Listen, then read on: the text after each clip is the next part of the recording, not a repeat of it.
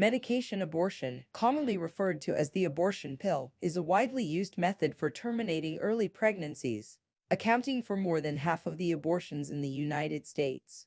Despite its prevalence, many people are still unaware of how it works. The abortion pill is safe and effective for up to 10 to 12 weeks into a pregnancy and involves taking two medications, mifepristone and misoprostol.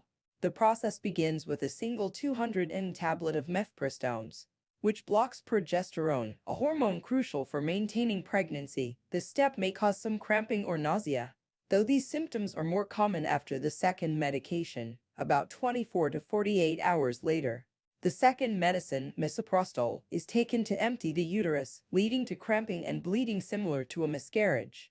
Misoprostol comes in 4 200 IU tablets and can be administered either orally by placing the tablets between the cheek and gum or vaginally.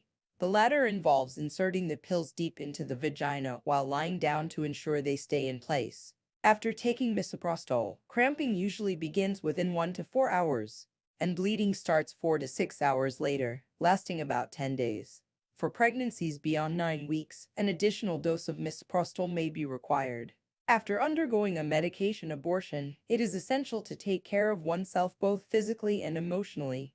Using maxi pads to manage bleeding, applying a heating pad for cramps, and having comfort food available can help alleviate physical discomfort. Emotional support from friends, partners, or counseling services can also be crucial during this time.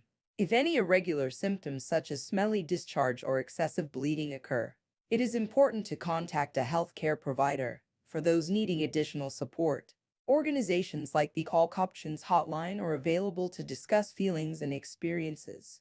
Taking the abortion pill is a safe and effective way to terminate an early pregnancy, and understanding the process can help individuals feel more prepared and supported. Always consult with a healthcare provider for personalized guidance and care.